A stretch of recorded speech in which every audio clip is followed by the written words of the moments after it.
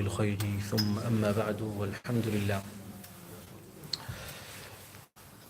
Inshallah, today we begin officially our first lesson of fiqh of trading, the fiqh of transactions, Kitab al-Buyu', the chapter of transactions which appears in all notable works of Islamic jurisprudence, and it's a fundamental part of the Islamic legal system which deals with a very important and crucial part of a Muslim's life, which is livelihood, earning provisions.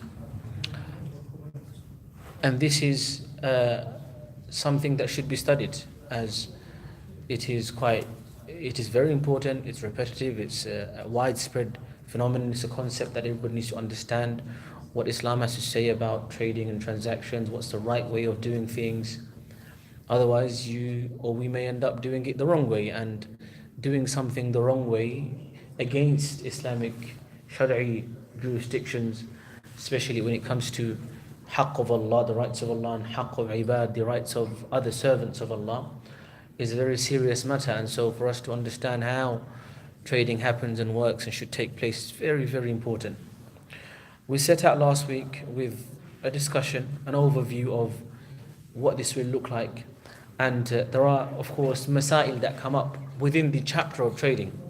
And some of them are very hot topics. And so we've received messages on WhatsApp and other platforms to say, are you going to be discussing this, stocks and shares and forex and etc.? And the answer to all of that is that ultimately, yes, we will have to, because this is all shamil and it is all included in the chapter of trading, transactions, exchanges, or Kitab al-Buyu' generally.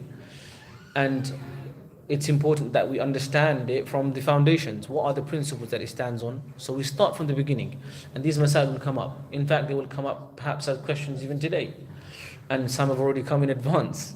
And so when I said fiqh of trading, some people thought that we're just going to be talking about fiqh of forex trading, which was very, very interesting. Alhamdulillah, of course, it's likely so, or it should be the case that people are interested to find out this hot topic mas'ala and to understand the fiqhi ruling on it. And I won't just jump to it yet, because then you'd probably be thinking that's it, that's the end of the lesson. But there is, of course, an answer to, is forex trading halal or not? And our answer is it's not difficult, it's easy inshallah, but it just needs to be understood, especially because some scholars of our time have deemed it to be problematic, impermissible perhaps, because of how they look at it. And I'm already going into it, as you can see, because the belief is that the cash money that we have is in fact a direct representation of the gold or silver of the previous. And so just like gold and silver would be used for transactions before, now that has been replaced with, or that has been represented directly by the cash money that we have. Now the reality, of course, is that the cash money that we hold, £10, £20, or whatever, dollars or rupees, whatever you trade in, it's a currency of a particular country. And it is, even though it is connected to and very much closely related to gold and silver, it is not the same. If you, for example, go to somebody and say that I will give you this much cash in exchange of this much gold, of course, unless you're going to a gold shop and you go and purchase that gold, they will add additional charges like taxes and making charges and other things. Even though they're so closely connected, and yet they are different. We can't say cash is gold. Cash can be a legal tender. It is a legal tender. It is a way of exchanging. It is a way of calculating your wealth and your income and your outgoings and etc. But it is not, in its nature, it is not gold. But ultimately, inshallah, we'll come to all of that. Let's start off by saying how we'll do this. First things first, how is the syllabus going to be? We are going to cover the chapter of Kitab al-Buyu', or the chapter of transactions and trading, from not just one kitab. And this is our way of doing it. This is how I like to do it, because I feel as though it gives more of a broad understanding, and also so that myself and you also can be sure that we're not just trying to go for one argument or one side of the discussion. And so in front of me, I've got a very interesting mix of books. The English one, translated from Arabic, is called A Summary of Islamic Jurisprudence by Dr. Salih Al-Fawzan, who is a professor of Islamic jurisprudence and a member of the board of senior ulama, which was from Saudi Arabia. Okay, and on the other hand, this is something very modern, very nice, very relevant, very well explained, well translated by the Department of Translation in Azhar University. So it's a reliable translation written by a reliable scholar who has summarized the chapters of fiqh from various works, which is, I like it. The other work that we referred to last week was Al-Hidayah, which was the very famous, the reference work of Imam Al-Marghinani, which is one of the key works in the Hanafi school of law. And we mentioned certain passages from there. So that's also there in the background. That's also a point of reference for us. And when I say reference, you might be thinking, hey, I thought it's just about Quran and Sunnah and etc. Well, of course it's about Quran and Sunnah, of course, but we are approaching it through the fiqh work so that we can understand how the fuqaha and the jurists and the scholars of our deen have understood everything in context. So they've looked at the ayat of the Quran, the ahadith of the Prophet ﷺ in the chapter, and then summarized it, and from there extracted the rules, the hukums, the fiqh guidelines.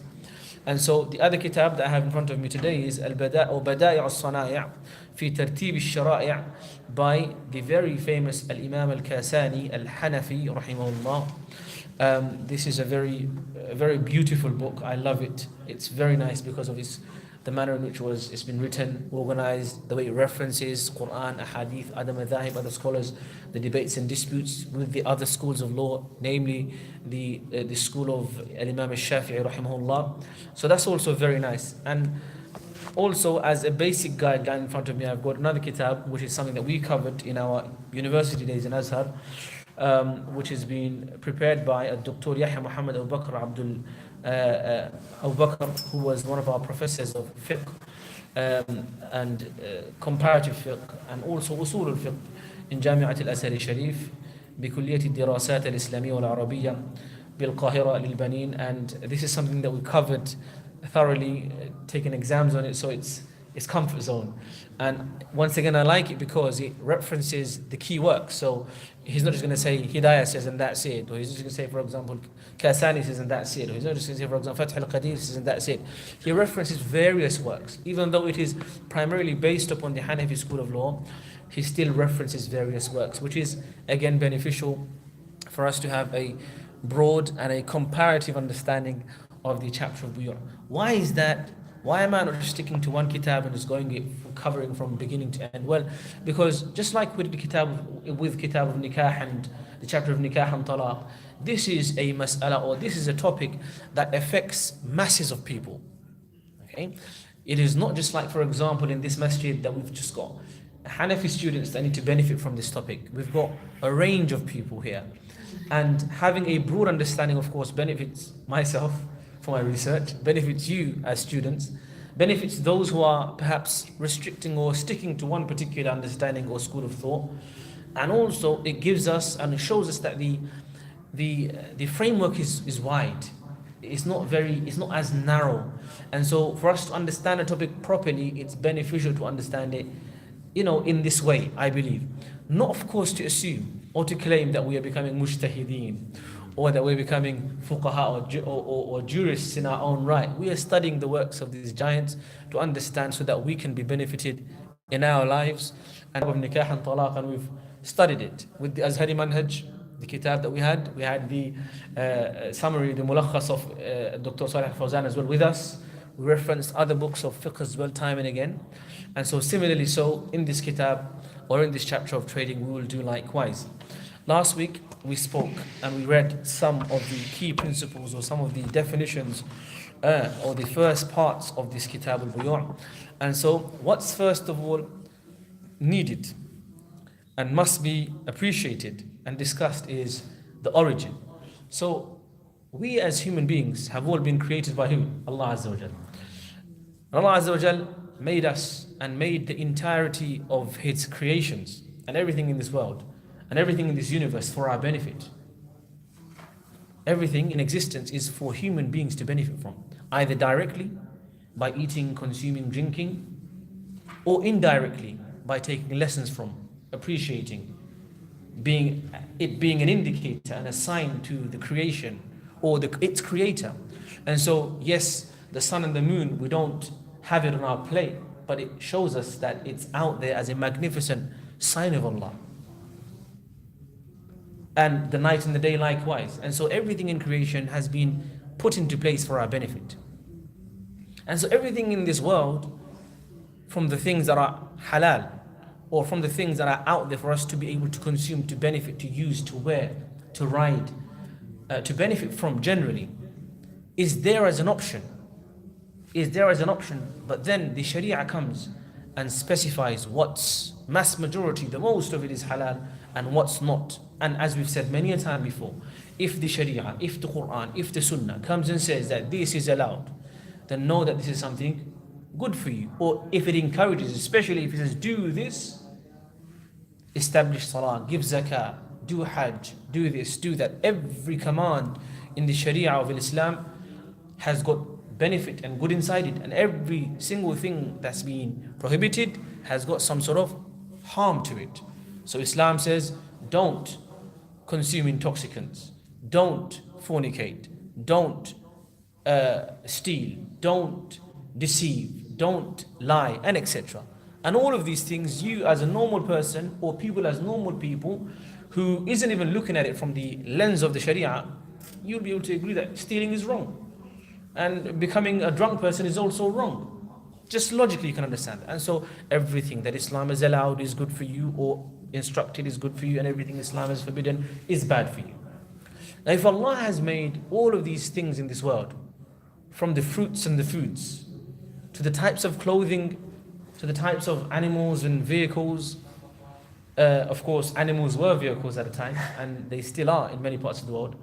If Allah has made all of these things available for us to benefit from, to consume and to enjoy, then Allah will also allow for us the possibility and a system and a framework by which we can exchange these goods amongst ourselves for us to be able to benefit from one another. Because not every single person is a bread maker, nor is every single person a farmer, nor is every single person a tailor, nor is every single person a cotton farmer, nor is every single person, and it goes on. So the man who's got money needs the bread maker to buy the bread from. And the man who makes the bread needs the man with the money, or the woman of course, with the money to then continue with his trade, and also buy something else he may need, like clothes or shelter and etc. And so if this creation is for us to benefit from, what's needed next is a method, a strategy, a framework to be able to connect everybody in a mutual way, in a halal way, in a legal way, without sacrificing or without harming the rights of anybody. This is the angle that we're approaching it from, that Islamic trading is from this angle. That Allah Azza wa Jal has made many a thing halal in this world. Most things are halal. For us to be able to benefit from these halal things, there must be exchanges. We've understood. For this to happen, there has to be transactions. There has to be trading. There has to be exchanging. And so Islam then goes and sets out the framework and the legal, the juristic, or the Islamic, the Shari'i method of trading. Allah Azza wa Jal says in the Holy Quran, يا أيها الذين آمنوا لا تأكلوا أموالكم بينكم بالباطل إلا أن تكون تجارة عن تراض منكم. صح يا شيخنا? O you who believe, do not consume the property of one another amongst yourselves بالباطل, unjustly, wrongfully, إلا أن تكون تجارة, lest it be, or unless it is tijaratan, that it is a form of trading or transaction or business. عن تراض منكم. This is a key phrase that resonates throughout the chapter of Kitab al-Buyur. Unless it is a form of transaction with happiness, with willingness from either party. that Islam stipulates that whatever happens, the transactions that are allowed, they must be based upon agreement and permission and both sides being happy, mutually consenting to this transaction. And so Allah says also in the Quran, as it says in this kitab of the chapter 2, volume 2 of Dr. Salih al-Fawzan's Mulakhas, it says, Allah says in the Quran, Allah has وَأَحَلَّ اللَّهُ الْبَيْعَ وَحَرَّمَ الرِّبَى. Verily Allah Azza wa Jal has made trading halal. He's made it halal, why? Because we need it. He's made it halal, why? Because we benefit from it, because it's good for us. We benefit from it. Allah also says, there is no blame upon you for seeking the bounty of your Lord. We read in Surah Al-Jumu'ah in our Salatul Isha, فَإِذَا قُضِيَتِ الصَّلَاةُ فَانْتَشِرُوا فِي الْأَرْضِ وَابْتَغُوا مِنْ فَضْلِ اللَّهِ. That when the Salah of Jumu'ah is finished, when your ibadat, when the haqq of Allah Azza wa Jal has been fulfilled, when you have done your salahs and your fara'id and etc., then go out there and seek from the bounties of Allah Azza wa Jal. So seeking the bounties of Allah, trading, businessmen, these are not just things which are merely allowed, it is encouraged. Allah says in Surah Al-Muzammil, in the long ayah towards the end, علم أن سيكون منكم مرضى وآخرون يضربون في الأرض يبتغون من فضل الله وآخرون يقاتلون في سبيل الله, until the end of the ayah. That from the reasons why Allah Azza wa Jalla has allowed for us to read easy parts of the Quran, or for us to leave free time outside of our ibadat for other things, are some of the things that I mentioned, a list of things that I mentioned here. And one of the people that Allah Azza wa Jal has mentioned specifically are those who are seeking from the bounties of Allah, meaning businessmen, traders, doing transactions and etc. So we see that trading, making transactions, doing business isn't just something merely allowed, it is encouraged. It is also interesting, the Prophet ﷺ himself was involved in trading, and his closest of companions were some of the big businessmen, including Abu Bakr as-Siddiq radiallahu anhu, including Umar radiallahu anhu, including Uthman ibn Affan radiallahu anhu, including Abdul Rahman ibn Auf radiallahu anhu wa arda, and many more. And their wealth, if you were to calculate in today's pounds and dollars, were huge. They were millionaires, billionaires, you could say. Huge amounts of money if you were to calculate it in today's dollars or pounds. And so this goes to show that it is from the Sunnah, you can say, in that sense. And so it is permissible without no doubt. It is permissible because of the Quran. Trading is permissible because of the Quran. It is permissible because of the Sunnah of the Prophet ﷺ. It is permissible because of the ijma' and the consensus without difference of all of the scholars that trading is allowed. If someone was to say today that trading is, being a businessman is not a good thing for a Muslim, then we would say, sorry, you're wrong. And yet we have this misunderstanding in our society. We think that a mezhab or an imam or a sheikh should be someone who just wears ripped clothes and has nothing to do with money. The moment a sheikh or a imam or somebody gets involved in business, the dunya's got to him. He's finished. He's gone. But this is not the case. This is a misunderstanding. Seeking from the bounties of Allah is a form of ibadah too, if you do it with the right intention. It is a form of emulating and copying the Sunnah of the Prophet ﷺ. See, I've said all of this to you, and it was almost like common sense, right? Yes, of course, yes, trading is halal and it's praiseworthy, and yet this is a reality in our society now. So the jahala is there for us to understand that for somebody to be able to do all things is something, as in be a student of knowledge, a teacher, a preacher, an imam, and be a trader, alhamdulillah, is a beautiful thing. And we have examples like this, and this is a good thing, alhamdulillah, both from the past and in the present. So we're together so far, okay? Now let's lay a foundation. The first foundation is, let's do a definition. What's the definition of trading? What is the definition of bay'ah? Okay, let's go to Imam Al Khair rahimahullah in his Bada' al-Sani', and let's see what he has to say, because I really like what he has to say in his ta'rif. He says,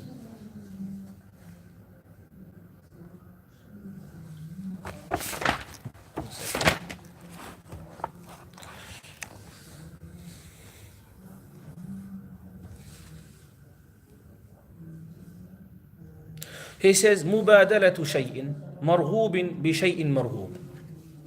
It is the exchange of something which is desired in exchange of something else which is desired. Nice short words, but it's shamil. Okay. وذلك قد يكون بالقول, and that exchange can be بالقول, with verbal consent or verbal transaction.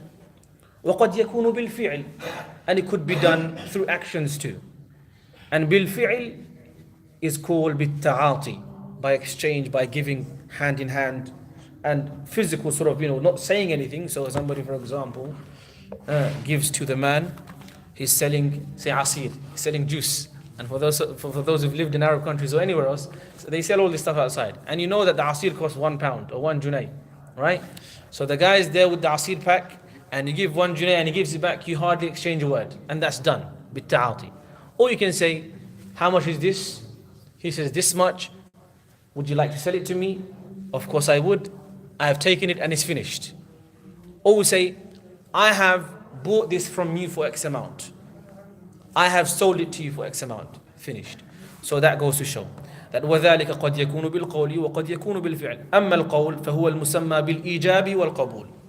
As for the verbal transaction, it is called the ijab and qabul. Where else have you heard ijab and qabul? You've heard it in the chapter of nikah, because there also we had the ijab and the qabul, and that's because that's also a contract.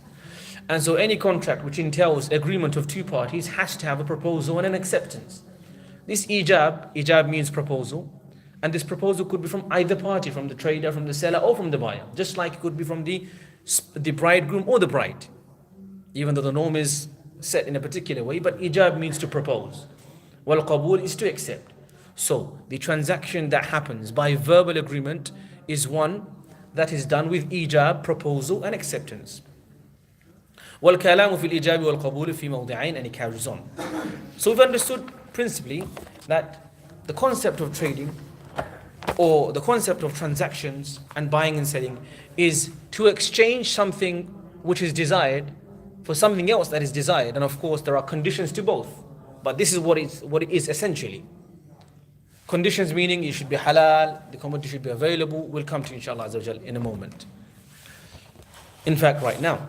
So we've understood why Islam has allowed bay' and transactions. We've understood that it is something encouraged. We've understood that it is evident from the Quran, Sunnah, and the Ijma' of the ulama throughout the past and the present that it's allowed. We've understood what transaction is defined as.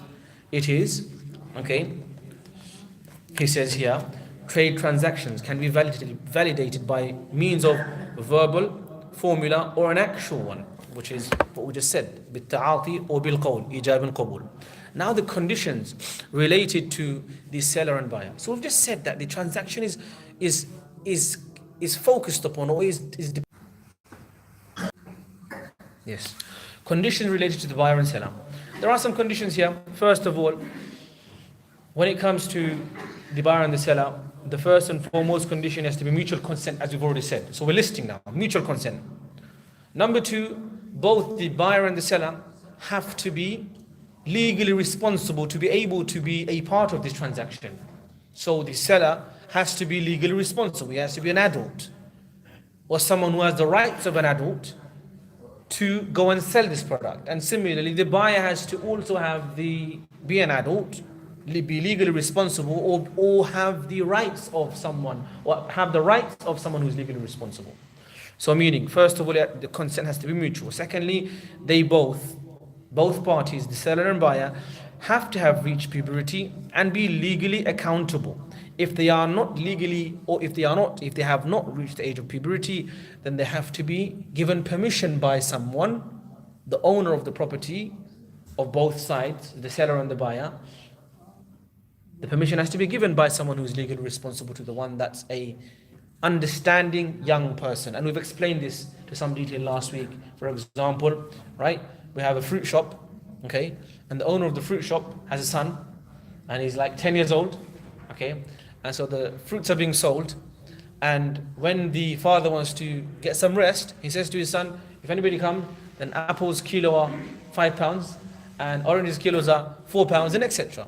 So he's given him permission, explained to him everything how it should be, and then somebody comes and stops their car and says, I would like some apples, here's 5 guineas or £5, and he trades on his behalf.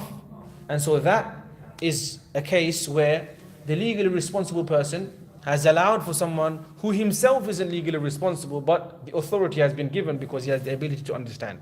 But in all cases, generally, first and foremost, from the conditions of the buyer and the seller is mutual consent. Secondly, of being of age of puberty or having reached legal responsibility.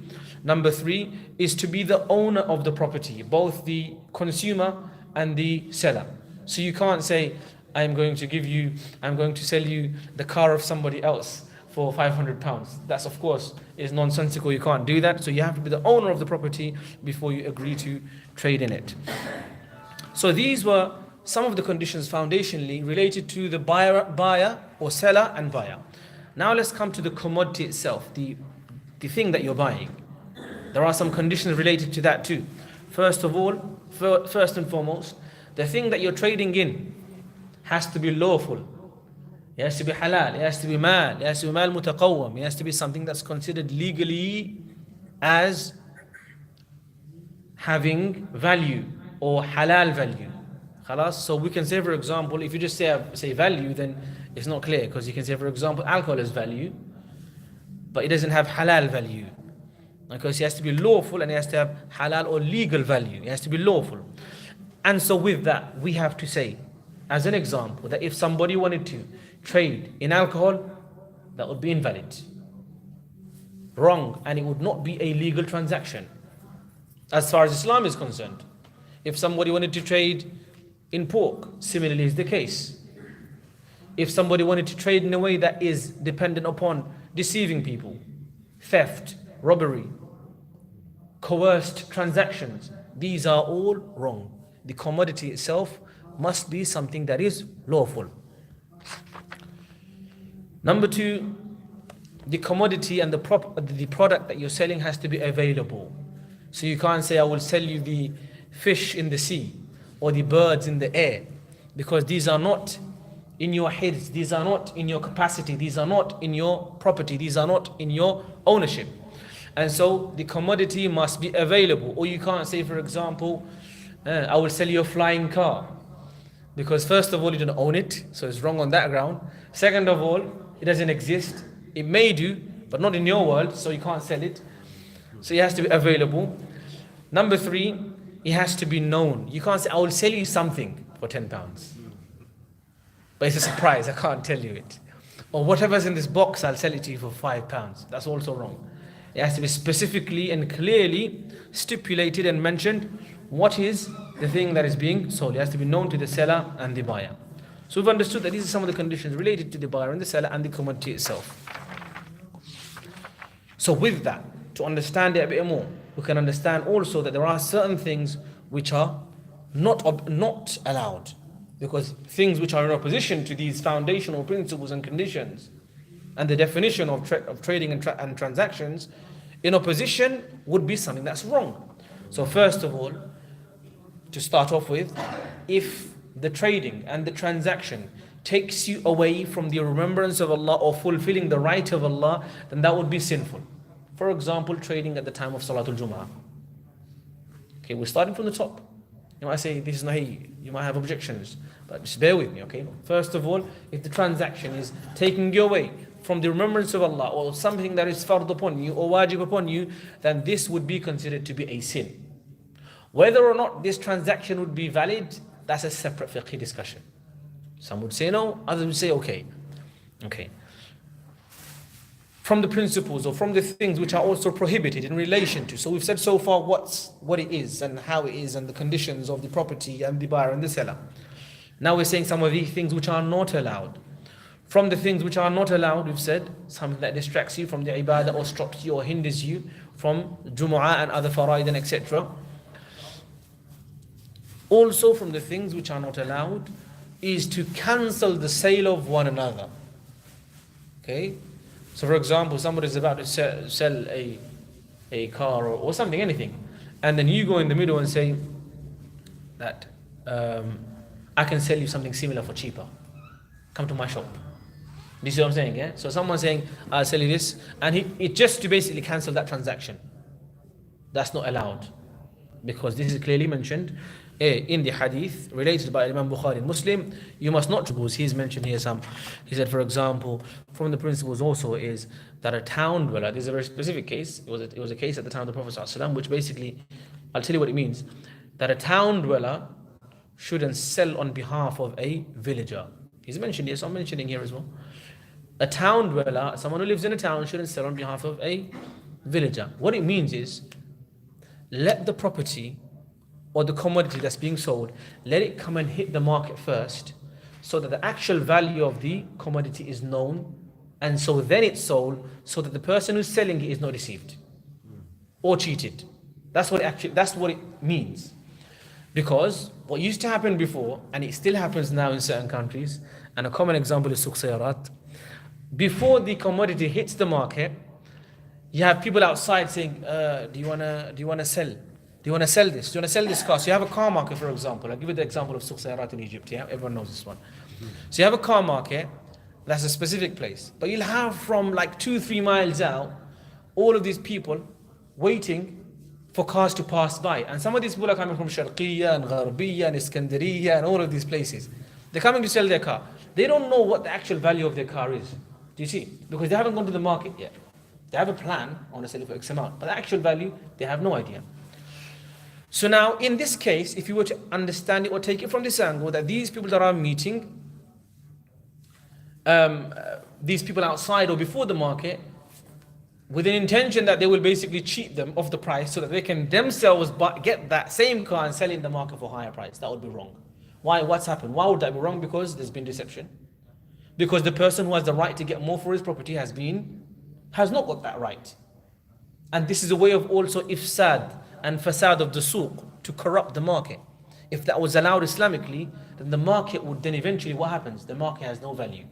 The market itself has become, by the time it reaches there, the price would be altered, changed, it'd be inflated, and the actual meeting place where people actually trade would no longer have the value and the respect and the authenticity that it ought to have. And so this is what it means, that you shouldn't meet, the village dwellers shouldn't be met by the town dwellers and buying their properties before they can even come to the market. From the things that are also not allowed in Islamic transaction is that, for example, a person sells to another person a property for X amount, a car. Seller sells to his customer a car for £10,000. Okay? And then afterwards, a few months later, the same seller goes and buys back that car from the same customer for £5,000.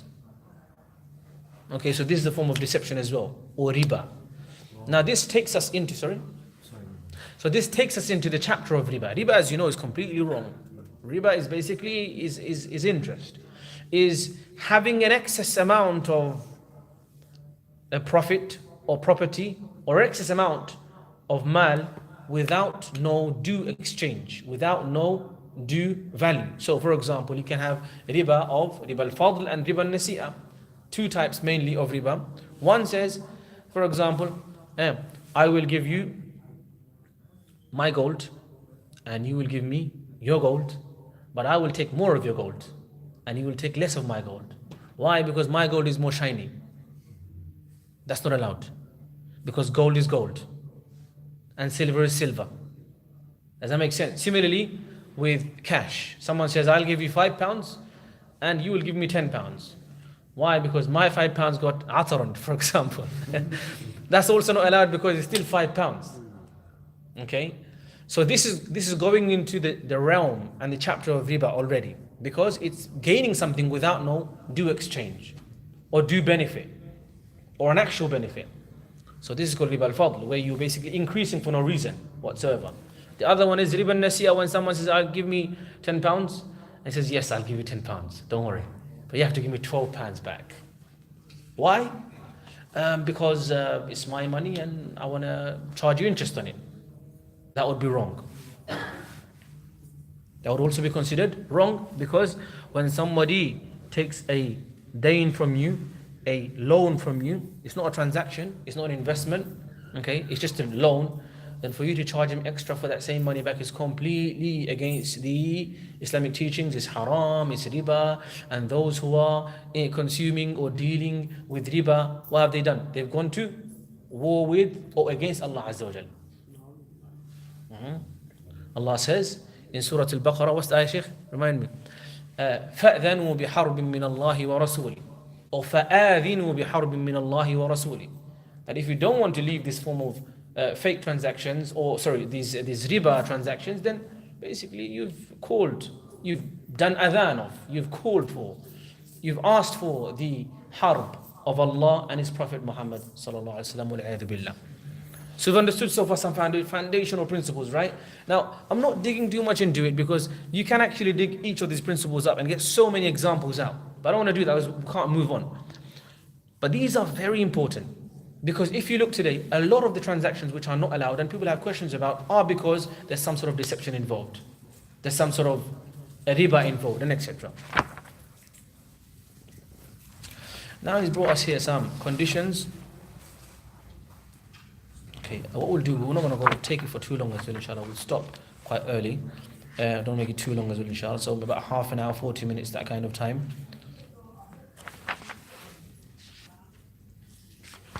Okay, at this point, what I will say to you is, does anybody have any questions so far? And then we can pause here, and then inshallah we can carry on next time, because we'll give some time for questions and answers. It's been half an hour. Let's see, bismillah. I had a question. You said we have to have the position of where we want to do the transaction. So say I'm into curries and I saw a microwave, like I have it on the phone, and I say I want to sell it to someone, and I say, look, this is what I'm selling. And then if he agrees, I don't have it in my possession. If you say I sell it for £30, and then I say it's £35, and if the person agrees to buy it, is that allowed? Then I go and buy it. Yeah. Approximately. Yeah, that would technically be incorrect. Why? Because unless you can guarantee the possession of that property, meaning you've actually bought it. So yes, by all means, go and buy it from Curry's or reserve it. Khalas, you haven't picked it up yet, that's fine, but you've reserved it, it's your property. Thereafter you sell it, because otherwise what's going to happen is, so basically there's another principle that inshallah will come to. Anything that can lead to munaza'a, anything that can lead to disputes, anything that can lead to upsetting or being offended, these are things which will be automatically stopped. So a possible circumstance from that is you can't actually go and buy that microwave, whatever it is, for that price, and then you say to the guy, hey, sorry bro, I couldn't give you what I promised you, or I took the money for. Then you've got a very uncomfortable, uneasy situation there. And for that reason, and because of that, Islam has said no. You must first have it in your ownership, even though you may not be in your house, but it's there. So for example, you've bought 1,000 light bulbs from China, okay? Khalas, and they're being shipped. You've bought it, you've paid for it, okay? They're on the way to you, okay? While they're being shipped, there is that risk as well. But let's just ignore that for a moment. They're on the way to you, okay? And they're coming to you, or they're being delivered from Manchester. They're coming to you. They're your property. Or it's in a warehouse in Birmingham. There's no harm in you selling that. Then you post it out from Birmingham to Australia. It's not a problem. But the main thing is that it's actually your property. You own it. And there's no, unless some sort of, natural disaster happens or something that's, unexpected happens, then that will be a problem. But generally you have, it's your property. And so, yes, it will be required for you to own the property, technically or really, technically meaning by agreement, or really by actually having it in next to you or in your warehouse before you sell it on. If that answers your question. Barakallahu feek. Shukran. What if say Curry's give me the permission that I can do that?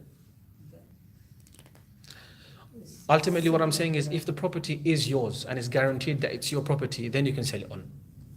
Then you can have details that differ from here to there, company to company, and etc. Do you see? Yeah. Then of course, unless you're talking about you become a trader on behalf of Curry's, that's something else.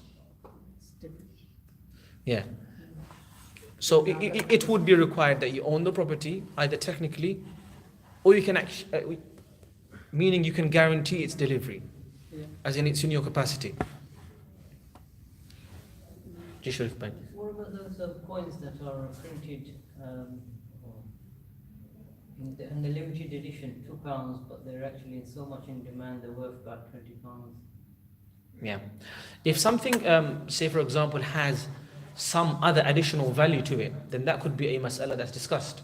Say for example, the £2 has now become a historic something, historic, like a, what do you call them? Souvenir or something. And so now it's not just because of the fact that it's £2, it's because it's got history to it, it's got all of these other types of values added to it. Then that could be discussed. It may be allowed.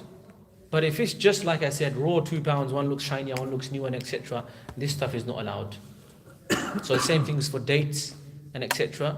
Date. If you exchange dates for dates, and the date has to be for the exact same amount as the other date, unless of course you do by the via of the cash that you buy it for £5 and then you do it like that. But dates are also that's been mentioned specifically in the hadith. You said in one of your last points, if someone sells a car and then goes to buy it for cheaper, that's haram. Now, if someone were to buy a car and then the seller of that car, and they were to sell that car back, but they weren't to buy it, they were to sell it for cheaper to someone else, is that haram? So what we're talking about is this is an intended strategy used by the businessman to try and trick people into riba. That's what's haram. So where the tradesman basically says he's going to go and sell the property, and his banks sometimes may do that as well. I'm going to go and give it to somebody who I know can't afford it, okay? And then afterwards my plan is that I will go and buy it back from him for a cheaper price, and in the midst I've made fair 5, 10, 20,000 pounds. This is called bay'ul ayna. This is not allowed. This has been specifically mentioned because you have made a plan to make a framework by which you deceive people. But of course, if afterwards, say for example, he's actually bought it, and the buyer is, say for example, at one point, so you know what, I can't actually eat, I can't afford this car anymore, or it's not good for me anymore, or it's too small for me, or it's too big for me, whatever the case. Then now what he wants to do is he wants to sell it. Okay? And so now what he's doing is he's now making a new transaction in which he's revaluing his car. In today's market, based on the mileage and the model and etc., and Eula's coming in if it's a diesel car, what is the value of my car? Is it £2,000 or £10,000? Let's find out. Then he says, hey, my car's price is actually £5,000. Okay? Now he has the option of going and selling it to anybody. He can sell it on Auto Trader, on eBay, he can sell it to his cousin, to his brother, which I would not advise to do, because when you sell within relatives, it's a side joke, yeah, it's problematic afterwards. But yeah, he can sell it to anybody. If he himself voluntarily goes to another trader and says, do you know what, I want to sell my car, £5,000, he says, okay, that's fine. If he then goes back to the same trader and says, hey, I want to sell my car now for £5,000, are you willing to take it? This is a new transaction. This is not foreplanned. And this is not also from the works of the seller himself. Does that make sense? And that will be a separate transaction, inshallah, which should be allowed. You see the difference? One is a strategy used by the seller to deceive people into making money out of them. In the end, they have no car and they have no money too. They have no house and they have no money, and they become homeless. That can happen, it does happen. Any other questions? No? MashaAllah. Okay, khair, inshallah, we'll carry on next time, so that we'll keep our energy up. Or do you want to carry on for a bit? Tafadhal. Yeah, I've got a question. You see, you're talking about riba. You see it in like trading currencies and stuff, like Forex. Is the leverage that they offer in those accounts counted as riba? Or? Can you explain to me what the word leverage means? The leverage is basically, I think, when the banks, basically the brokers that provide the liquidity and the traders the access to trade those currencies, they give like 100 to 500 extra to the trader. If that makes sense. And they basically use that to make more money, more profit from their trades. So let's talk for Forex for a minute, and then you can understand perhaps from here. So Forex basically, or foreign exchange of currency, exchanging currencies for other currencies, or exchanging currencies and making a profit in between that. Bay'u sarf, okay? This is basically trading in currencies. Now, what's clear so far to you that you can't trade within the same country's currency. So you can't, for example, say I'll sell you £1 for £2, or I'll sell you one Scottish pound for one British pound, because it's the same value. We've established that, yeah. However, if you are now to go and trade in a foreign currency, okay, then in that case, for you to make a profit, it would be allowed, so long as it is done with immediate effect. Yadan bil yad, hand to hand. That he gives you, for example, I get British pounds, okay?